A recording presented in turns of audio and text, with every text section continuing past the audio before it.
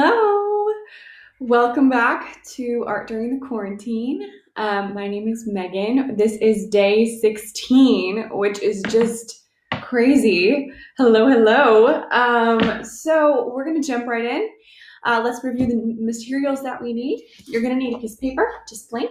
You're going to need a pencil, eventually a pen, but that's optional, a pair of scissors, some watercolors, and a paintbrush you trust. I'm going with more of a fine point today, but you can do whatever you're up for. A roll of tape and a jar of water. I think we're sitting pretty. Let me pray real quick. Let's get going. God, thanks so much for your heart. Thank you that even on rainy days, you are still good, giving us the things that we need and providing for us, Lord. I pray a blessing over this time, that the words that come out of my mouth would be a blessing to you, Jesus. And Lord, that we can use this time to be creative unto your name, even in circumstances we find ourselves in. God, we love you. Amen. Awesome. Well, thank you so much for joining me. Today, we're doing a project I am actually so excited about. I've just started preparing for this today, and I think they're a total blast. So let me show you a couple samples of what we're working towards, and I'll kind of guide you through the first steps of the project, and then you can kind of go whatever direction you'd like. Of course, you're welcome to stay with me, but these Polaroids offer some really, really fun opportunities to explore. So I've got a couple examples to show you. I created them in a couple different shapes and sizes, but working with washes, color sampling, everything from the warms to the cools, all sorts of fun patterns. Polaroids are really fun, I think, because they just kind of represent a little snapshot and a little sample. And I think, especially on days that are rainy, I love to bring color back in and look at all the different colors that God's been so creative in making. So let's do that together. Grab that piece of paper out. And what we are going to do is we are going to cut this paper into small square-like shapes, rectangle shapes, to match what Polaroid dimensions are. So I looked it up because I wanted to be sure I was not misleading you. And Polaroids are on 3.5 inches wide and then 4.2 inches tall. If you're working with the metric system, let me check because I don't remember. That would be just under 9 centimeters wide and let's see, 10.5 centimeters tall. So that's what I'm gonna do. I'll show you my paper and then we can start dividing up our paper together. Okay, sitting pretty. So here's what we're gonna do. I've got a mat here that kind of gives me dimensions to work with, but essentially I'm gonna put, basically divide up the bottom of my paper in the width of each of the Polaroids. So I'm gonna try to fit as many in along this far bottom line that I can. So I'm just gonna start by, let's see if I can get this your direction, 3.5 inches. And making a little mark and using that mark as my guide again, another 3.5 inches, and we'll work our way to the border here. Just under, you'll have a little bit of extra margin on this side, but that's okay. Let me see if I can show you more on paper here. Okay, and then I'm gonna do that up on the paper a little bit, about halfway. Again, 3.5 inches. We're just gonna kind of create some darts here. So when we start drawing lines and cutting the paper, we have kind of a guide to help us. Lovely, lovely, lovely. Maybe you can hear the rain pounding on my roof. It is wild over here. I'm gonna take the paper this way and measure up 4.2 inches.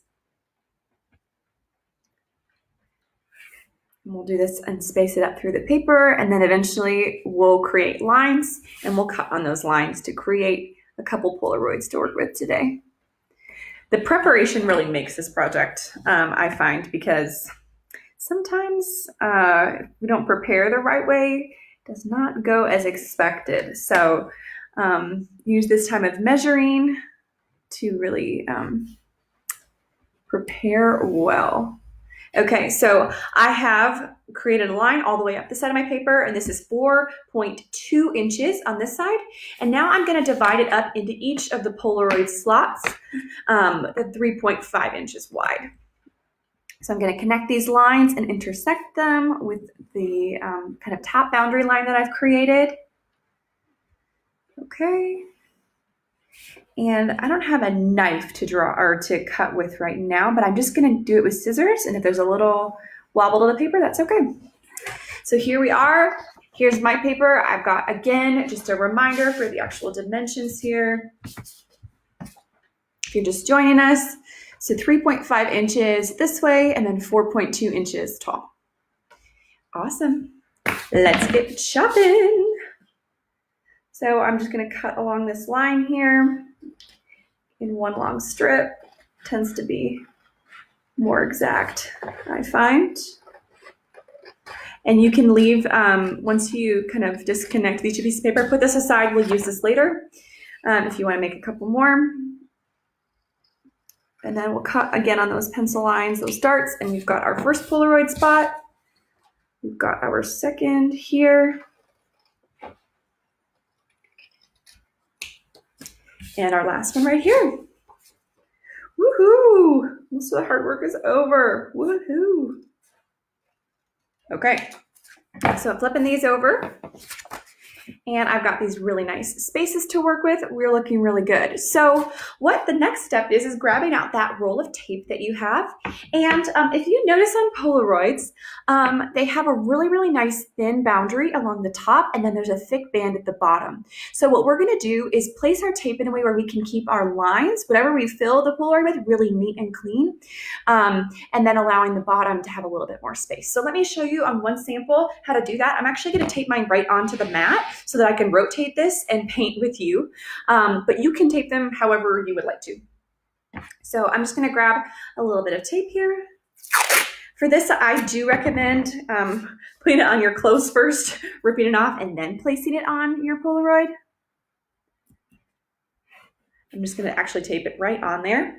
And I've taped this one for this being the chunky boundary on the bottom, and then we'll create the others too in just a second. Great. Okay. And again, I'm kind of just guesstimating on the top for these boundaries, and I'll show you up close in just a second when I get them all done so you can see kind of how far I'm taping.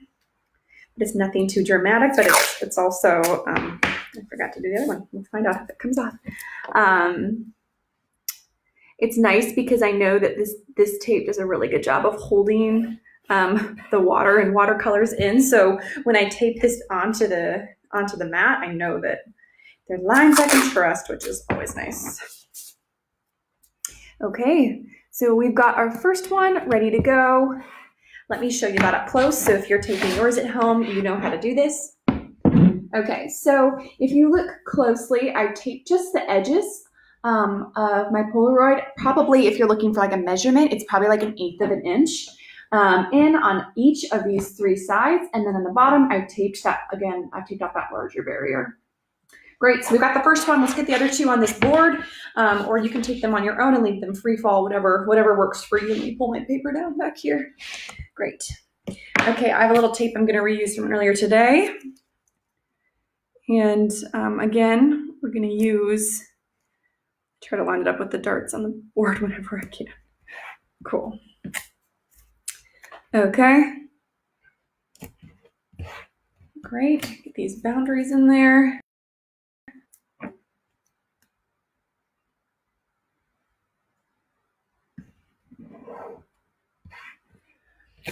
Awesome, we're looking really good. Got 2 for 2. Having a set of 3 Polaroids is really great because it allows us to kind of explore a different visual language with each of them, which we're gonna do today. But of course, you're welcome to go in any direction you'd like. I've got 2 down. I'm just gonna get this last one taped down here, and then we'll start painting. So in the samples that I've done, and that we're gonna do today, are essentially, one is a color swatch. So it's kind of like recording a memory of color somehow in the Polaroid space. And then the other one we're gonna do is sort of a watercolor wash of sorts. I love it because you can create some really, really nice tones in between each of the watercolor pigments, and overlapping and layering there makes it a really fun surprise at the end because you never quite know exactly how it's going to look. Let's get this last piece of tape on here. Great. And then the other one, I think maybe we'll go with something more natural. Maybe organic inspired. We'll find out when we get there, huh? Okay, so here's my paper. I've got these 3 all taped onto my board. Now what I'm going to do is grab my brush, grab a brush that you trust, and pull those watercolors near you. Okay, so here we are. Remember mine, well actually I can flip them so you can see it. So we'll do it this way. So these are going to be facing you. I'm going to start off by allowing just a little bit of water to come onto this first square up here. And that way my paper is a little bit more hospitable to any of the paint that I want to do. This one's going to be my wash square. So I'm going to be working more with just tones and overlapping on this one. Again, being sure, just like yesterday in the watercolor, get all the way into those edges so that our border is really nice and crisp when we decide to take the tape off. Great. So this one's nice, nice and wet. I've been working with a lot of these like kind of copper, rust, and red tones today, and I've really been loving them. In this last one, I got just some really, really cool values that I just adore. So I'm going to keep on that train, and I'm going to do sort of a rust wash over about 2/3 of this Polaroid here. So as you can see, it's already starting to kind of bubble a little bit, my paper, but I'm going to continue just to kind of wipe this rust tone all over this Polaroid square, remembering to get into these boundaries and these layers to be sure that, again, those lines are going to be nice and crisp. I love this because the water that was already soaked into the paper is just kind of melding really nicely with these tones, so I really don't have to work it in too much. Okay, awesome. So we're getting this tone kind of washed in there. Okay, great. Lovely. And then I'm gonna grab a little bit of water and then again, just allow this to kind of gently fade out. Kind of work that out with your brush. So I've got more intense tones in the middle. It's not a perfect gradient. I'm gonna show it to you up close, but it's got enough character where I feel like it's a good place to build. That's my first square that I've got. Now let's move on to the next square while this one kind of dries up a little bit so I can paint another layer. And maybe I'll start down here so you can see closer. This one, let's do the paint tile sample. I think this one's really great because you can really start to enjoy the different colors God has made. I was reminded today by Psalm 9 that talks about how we can recount all the wonderful deeds of the Lord. And often in art, I find just so many ways to just appreciate all he has done. And so this is one of the great ways I can do that. So right now I'm just going to start simply painting little tiny squares onto my tile basically. And in between each square, I'm going to make some sort of alteration. So I've got this pigment. I took this one straight from the palette. Next, I'm going to just quickly dip my brush into water and paint directly above it. You'll notice that the tone is lighter and often a little bit more smudgy with your brush, but that's okay. They're still in the same family. Now, I'm going to jump back into the same color and I'm actually going to blend it with its neighbor color just a little bit to add a little bit of a deeper red and paint that above. And we'll continue just making slight alterations in between each of these colors. Working our way from the bottom of the tile towards yourself. And then again, whenever you want to see something a little bit more diluted, dipping your brush into water. And when these dry, it's going to become a really nice little symphony of colors on your tile. I think this is one of the best gifts you could ever give an artist. Artists just love colors. We're just amazed by them. And so I think it's a really cool way to, again, both recount what God's done. He's so creative, but also just appreciate all the diversity that he really truly has made. So, okay, I brought a bunch of different tones on this first one. I can't lift it or they'll drip, but I'll show you in just a moment. I've got 1, 2, 3, 4, 5, 6, 7 yes, 7 boxes. I'm gonna move over to the next strip of colors and I'm gonna work with yellow tones for this one. So clean off your brush, activate the yellow paint here. And again, we're gonna start at the base of the paper, working our way towards ourselves. Now, I'm already in a pretty warm palette, so I wanna stay in the warms. But what I can do in between these is dilute my brush with water, and I can also mix it with my neighbor color. So this is that yellow. Oh, that's pretty dark. I can take that and I can add a little bit more yellow to it and mix it just right on this palette to become more of like a muted orange, which is really nice, or gold. And then again, using the leftovers on the brush to create lighter tones by just adding water. Okay. Sweet. I love these. These are so fun. Kind of, I think, maybe one of the epitomes of art therapy. One of the sweet focal points is getting to just focus on one activity for a little bit of time. Give it your attention. Okay, so I've got these 2 rows done. I'm going to jump onto the next row. I'm going to focus a little bit more on this cooler red.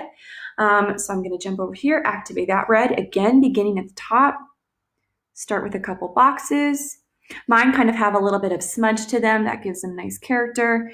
Again, kind of changing the amount of pigment with diluting it with water or leaving it a little bit more dense. We'll give it a nice coat of variety.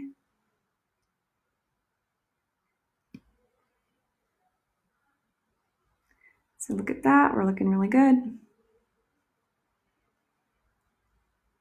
I was talking to my sister yesterday and I was telling her I think I found a new love for watercolor. It has been a while.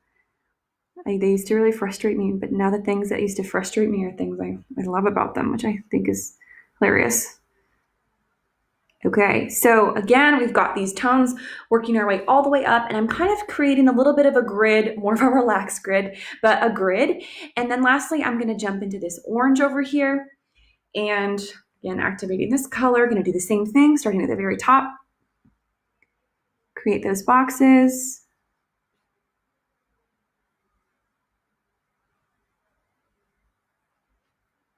And then again, yep, diluting it with water so we get some of those nice milky tones. This reminds me of that fruit punch at McDonald's. This color. It's kind of funny. I don't even know what is in that stuff. Is it like even edible? Is it? I have no idea. Not a clue. Okay, so we're continuing to kind of work this way through our palette. Awesome. So we've got all these really nice tones. I'm about halfway through and I'm going to repeat the same pattern going forward. So get your brush wet. We're going to go back right back into this rust and copper, and starting at the very top, work that same thing. One of the things I'm mindful of is just creating a different pattern than I had before. So if I notice there's a lighter tone here, I'm going to be sure to make this one a little bit darker, and vice versa.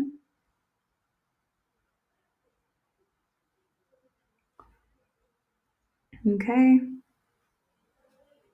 I love seeing all the different extremes that these colors can really be pushed to. I'm not even adding white or black or anything to these tones. I'm just allowing the water and the ratio of just like how the pigment's dispersed on my brush to be my guide here.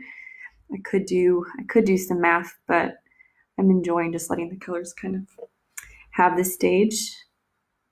Okay. So we've got back through the rust. Again, we're just going to keep working our way forward. This tile over here is drying up, so we're able to work on this in just a minute, but let's finish this square first and allow that to dry. Okay, we're going to go back into the yellows.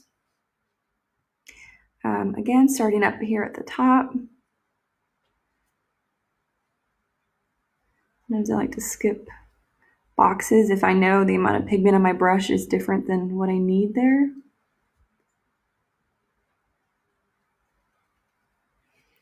Okay. And again, I'm going to use my neighbor, add a little bit of texture and variety into my yellows, add a little bit more of a golden tone.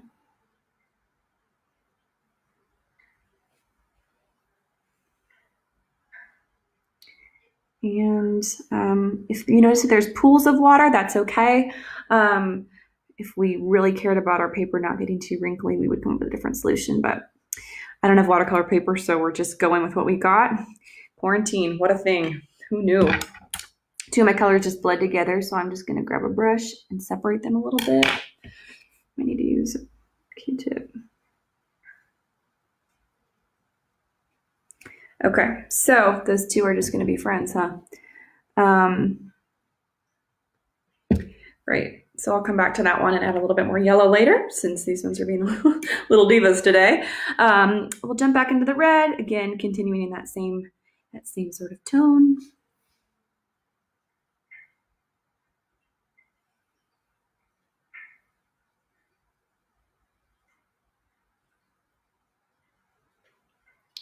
Looking really good. I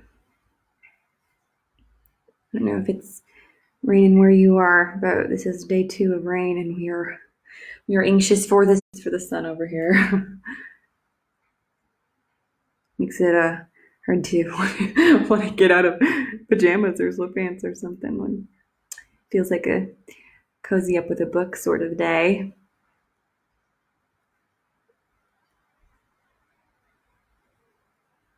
Okay. Lovely, done with the red. Jump into our last column again. We're going back into the orange, repeating the same pattern with these boxes all the way up our Polaroid.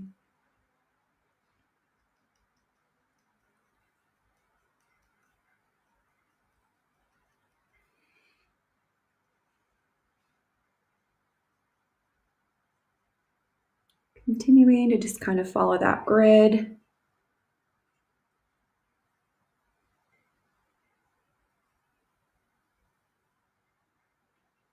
Get each of these boxes in here. Letting each of these tones just kind of going to become as light and as dark as they want to be.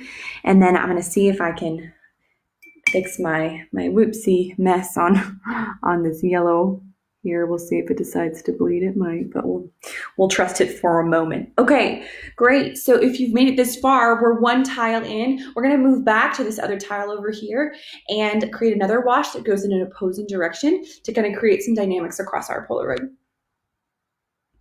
Okay, so here we are. Since my brush is already in the yellows, I'm just gonna kind of dig into that, dilute with a little bit of water, go back in. And what I'm gonna do is I'm gonna create a line that goes against the grain that I already have. Because my lines are arcing this way, I'm gonna go from this direction over this way. And I'm gonna just kind of paint over this line a couple times. And then I'm gonna just dip my brush right into water and paint another line right next to it to kind of create a gradient going outwards. Repeat the same process and continue. Letting this stroke kind of fade into the tile you have next door.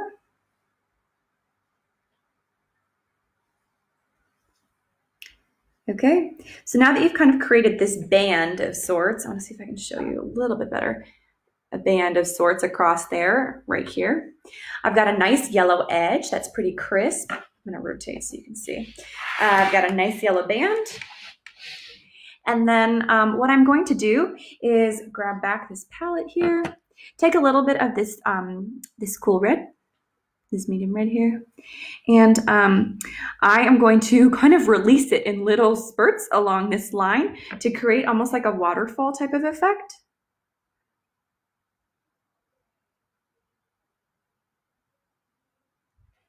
Like that. You really don't have to have much pigment on your brush at all. They're just going to kind of go on this line here.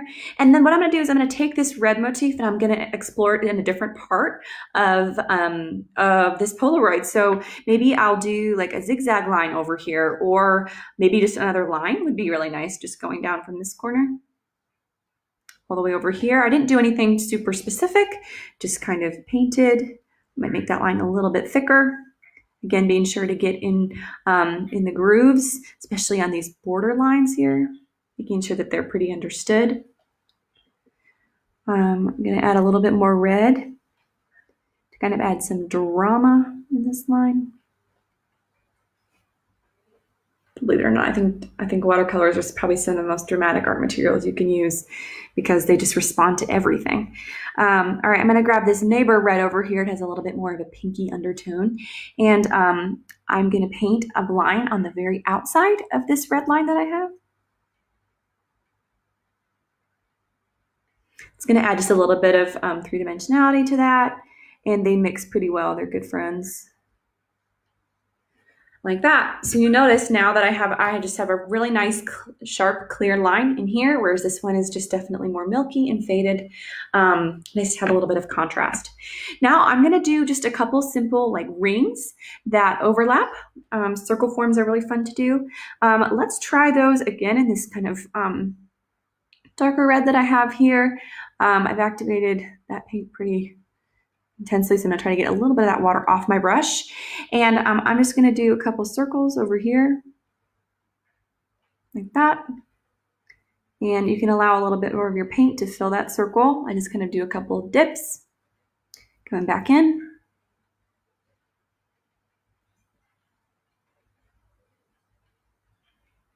Like that. They're definitely not perfect circles, but they're kind of fun still.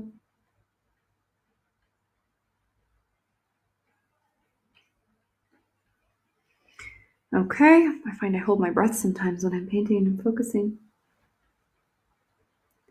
Okay, I'm going to let some of these circles arc off of the Polaroid, so then use your tape again as a way to continue and finish some of those lines.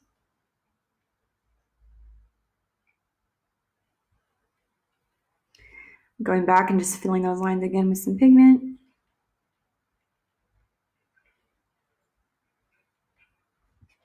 Okay, so I've got 1, 2, 3, 4, 5, 6. Might try to add one more guy in here.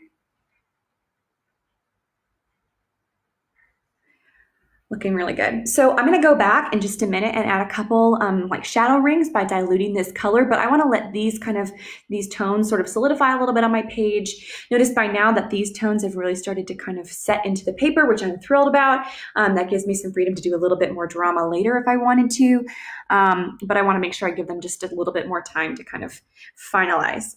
So from here, I'm going to do sort of the setting for this last tile so you can kind of see what we're thinking about. For this one, let's do just kind of a classic mountain scene. We'll go a little bit more, what's the word I'm looking for? I don't even know what I'm looking for. Okay, I can't remember. So I'm just going to, again, dip my brush back into the red. It's pretty dense paint, so I don't need too much to work with. I'm going to just start by creating, again, because this is facing you, like that. I'm starting on this tall one up here. Let's see if I can lift my laptop up for just a minute. There we go. So I'm just going to do a couple taller mountains going up through this tile, and then we're going to fill them in completely with the color that I have.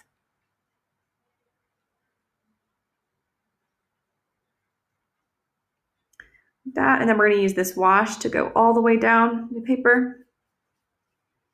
The key to this is spreading it pretty quickly so that it doesn't set too hard into those lines. It's kind of becoming nice and pinky. I like it. Lovely. And I'm kind of pushing these pigments, especially on this border here. I'm going to push them down, and then being sure to solidify that it's kind of found its way all the way to the edges there.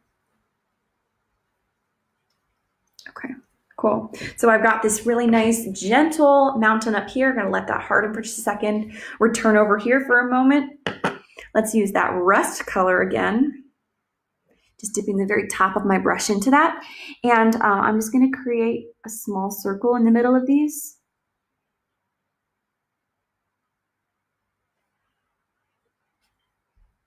Being sure that that pigment is pretty dense inside there. I almost want it to feel like brown ink.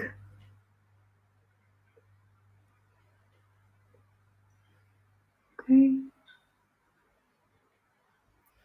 Awesome.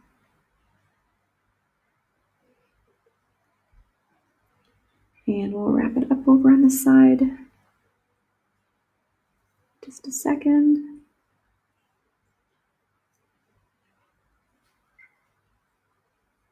Just want to make sure again that each of these are pretty dense. will take a little bit longer to dry, but that's okay. As long as it has the color that I want, it's worth it. So I've created these last forms over here. I think we can almost return to this side. I've got one mountain here. I'm going to create another one in the background using a lighter tone. And then where they overlap, hopefully that pigment will be a little bit more bold. I'm going to dip my brush back into this red over here. Put it in the middle of my palette and just kind of mix it even a little bit lighter. And we'll do the same thing. Like this. It's a really light one. It's nice though.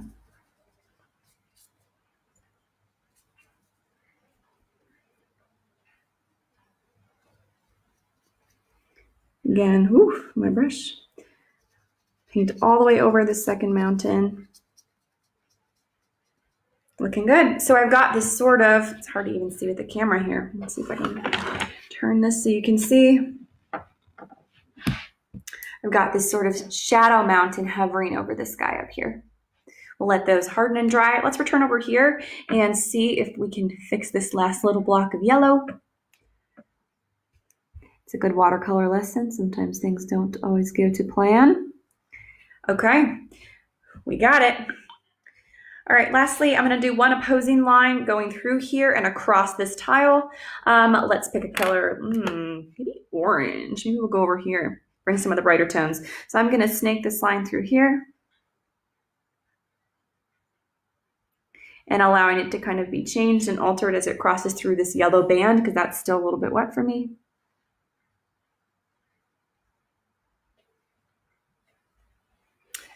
And what I might do, let's see, I might do one other one crossing from this corner all the way to the top.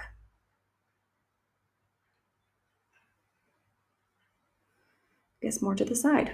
Sometimes lines happen like that. Cool. Looking good. Okay, so we've got our more abstract piece up here. We've got our color kind of sampling down here, and we've got these mountains that we just started. We have a couple more things to do on that. Again, I'm going to dip my color or my brush back into this red. We're going to do some of the darkest ones we have done yet, and I'm going to create a different line of mountains going up here and sloping gently over there.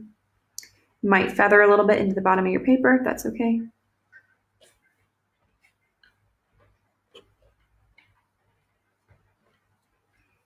And again, we'll just darken this pigment here by going over what we already have. Wow, you can probably really hear the rain in my roof. It's crazy. Okay. Looking good. So we've got 3 mountains sort of hovering in the distance. And then once this dries, maybe I'll add some birds up here, leaving this one pretty simple. One of the things I do like to do, especially with the color samples, is to add an edge around the border. Let me show you an example.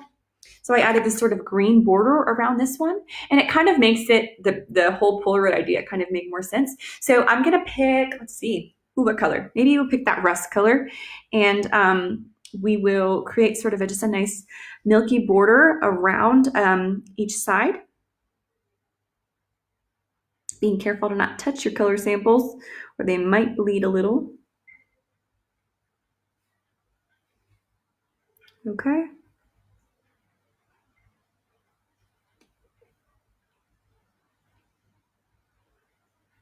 Great.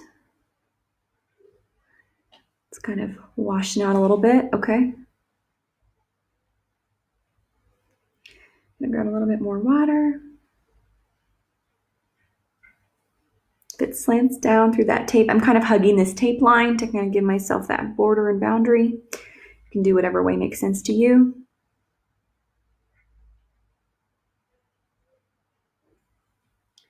All right.